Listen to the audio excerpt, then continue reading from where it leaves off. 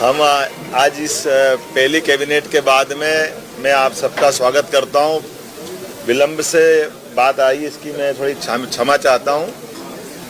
2, 3, 4 बड़े, वैसे तो हमने काफ़ी निर्णय आज किए हैं इस कैबिनेट की बैठक में, जिसके माध्यम से दूरदृष्टि से, दूरगामी दृष्टि से स्टेट के लिए वो बड़े सबके लिए हित में भी रहेंगे।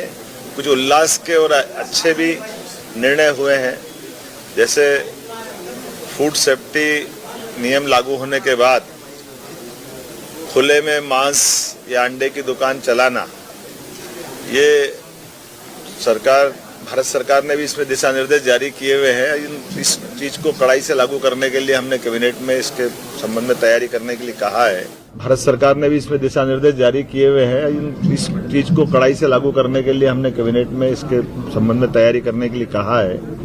और चूंकि इस दिशा में योग्य प्रकार से जन जागरण भी हो जाए और जिनको ये बिजनेस करना उनको उसके दायरे भी बता दिए जाए, कैसे करना है, क्या करना है, उनको भी इन सारी बातों के अवेयरनेस के साथ। लेकिन शासन के स्तर पर हमने निर्णय किया है कि ये चीज़ों को लेकर के जनता की सुरक्षा भी जरूरी है और जिनका व्यवसाय करना है या जिनको इसको खाद्य पदार्थ के उपयोग में लेना है तो वो उनकी जान भी जोखिम में नहीं डालें। एक निर्णय हमने किया है कि हर जिले के अंदर युवाओं के लिए एक एक्सीलेंस कॉलेज बनाया जाए, जो सभी प्रकार की नई शिक्षा नीति के माध्यम से सभी कोर्स की वो पढ़ाई वहां हो सके। लगभग 52 कॉलेजों का चयन हम कर रहे हैं। अगले सत्र से ये सभी कॉलेज चालू करेंगे, जिसमें सभी प्रकार के कोर्स, अगर वो डिग्री है तो पीजी होंगे, बस की व्यवस्था होगी और प्रधानमंत्री एक्सीलेंस कॉलेज के नाम से उनको जाना जाएगा। एक निर्णय हमने किया कि ये जो डिग्री, मार्कशीट और ये सब डॉक्यूमेंट्स को अवेयरने के लिए बच्चे परेशान होते हैं, कई बार जाने आने के लिए सारी झंझटें होती है, कई बार नकली लोग बना लेते हैं, तो डिजी लॉकर चालू करा रहे हैं। हमारे सभी प्राइवेट यूनिवर्सिटी, सभी कॉलेजों में दस्तावेजीकरण के आधार पर हर एक कोई किसी को चेक भी कर सकेगा और उनका अपना दस्तावेज का वो सुरक्षित एक डाटा भी बनेगा। तो सरकारी 16 यूनिवर्सिटी, 52 प्राइवेट यूनिवर्सिटी, सभी में इसको लागू करने के संबंध में आज निर्णय किया। एक आदतन अपराधी जो बार बार अपराध करता और छूट जाते हैं, इनके लिए होम डिपार्टमेंट से कहा है तो 437, 38, 39 के अंतर्गत सीआरपीसी में इन पे दंडात्मक कार्रवाई करते हुए उनकी अगर जमानत भी होगी तो जमानत निरस्त कराएं, ताकि क्राइम पे कंट्रोल करने की दिशा में लॉ एंड ऑर्डर की दृष्टि से बड़ा महत्व का निर्णय है।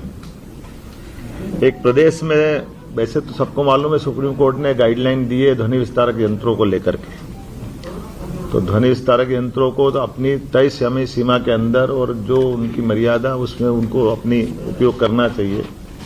उस नाते से हम कोशिश करेंगे कि ये, लेकिन कुछ जिलों में अलग अलग स्थिति भी है। तो एक यूनानिमस सैद्धांतिक रूप से तो हम सहमत हैं, लेकिन अगर ऐसा लगता है कि जहां कोई परमिशन की जरूरत पड़ेगी तो वो परमिशन पे हम जाएंगे। बगैर परमिशन कोई चला, इसको हम पसंद नहीं करेंगे।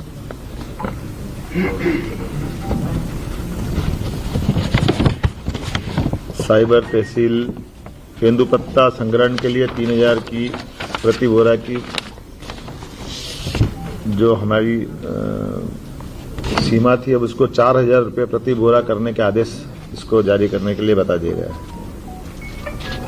एक साइबर तहसील का दायरा भी 1 जनवरी 2024 से कोई भी अपना दस्तावेज का पंजीकरण कराता है, अर्थात रजिस्ट्री कराता है, तो अलग से नामांतरण कराने के लिए जाए वो परेशान हो, इसके बजाय जैसे रजिस्ट्रार ऑफिस में रजिस्ट्री कराएंगे उसी समय उसकी सारी प्रोसेस नामांतरण की भी हो जाए। तो ये एक सरलीकरण है जिसके माध्यम से एक ऑलरेडी दस्तावेज बन रहा है, तो बार बार अब विभागों में नहीं जाना चाहिए, ऐसी अपेक्षा योजना जारी रहेगी।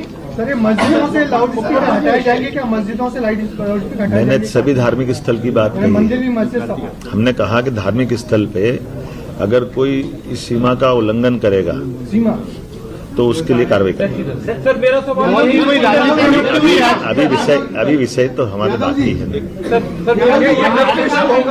मुख्यमंत्री जी होगा, हमने लगाया 15 दिन के अंदर इसमें रिपोर्ट मांगी है और इस पे एग्जीक्यूशन कर रहे हैं। आखिरी आपको जानकारी और देता हूँ, सीएम सर भगवान राम के मंदिर का गर्भगृह का प्रवेश का बड़ा कार्यक्रम 22 जनवरी का होने वाला है और हम सबका सौभाग्य है कि हम सब उसके साक्षी बन रहे हैं।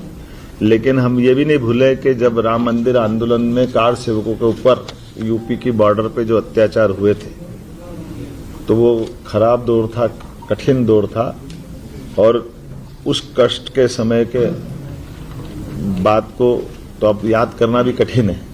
लेकिन 500 साल बाद ऐसा मौका आ रहा है जब प्रधानमंत्री जी स्वयं वहां उपस्थित रहेंगे। 22 जनवरी को रामलला गर्भगृह में प्रवेश करेंगे।